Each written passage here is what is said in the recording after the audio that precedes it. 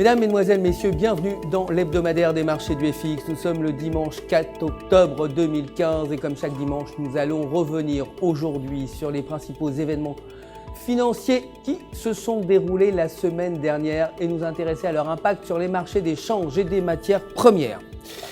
Les créations d'emplois ont été inférieures aux attentes aux États-Unis. Le rapport NFP de vendredi faisant état de seulement 142 000 emplois créés. Le rapport révèle un net ralentissement de la croissance, ce qui a fait chuter le dollar face aux grandes devises.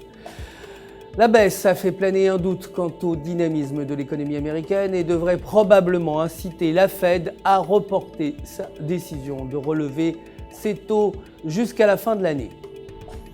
Le taux de chômage est resté stable à 5,1%.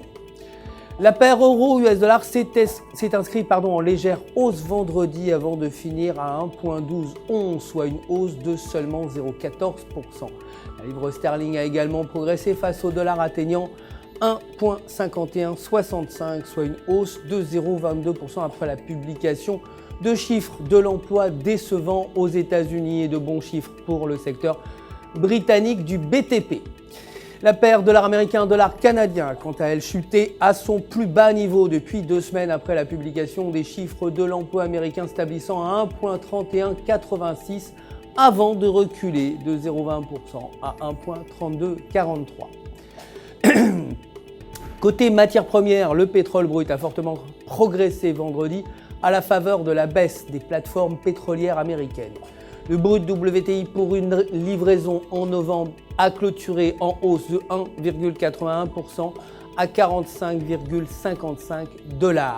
Le baril de Brent a également bondi à 48,17 $, soit une hausse de 1,01%.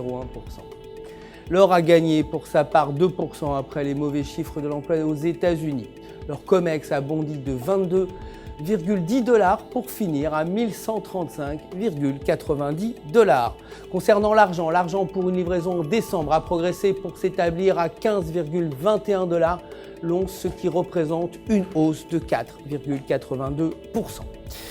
Les indices américains ont traversé nettement la tendance en gagnant plus de 1% vendredi. Le S&P 500 a progressé de 1,43% pour finir à 1951,36, tandis que le Nasdaq a également bondi de 1,74% et fini à 4707,78 points. Le Dow Jones a bondi de 1,23% pour terminer à 16 472,37 points. C'est la fin du bilan de l'actualité des marchés de la semaine dernière. Je vous retrouve demain matin, bien sûr, pour l'actualité des marchés. D'ici là, restez en notre compagnie, bien sûr, sur www.ufx.com pour tous vos besoins de trading. Vous le savez, un conseiller est là pour répondre à toutes vos questions. Tout UFX se joint à moi pour vous souhaiter une excellente semaine de trading.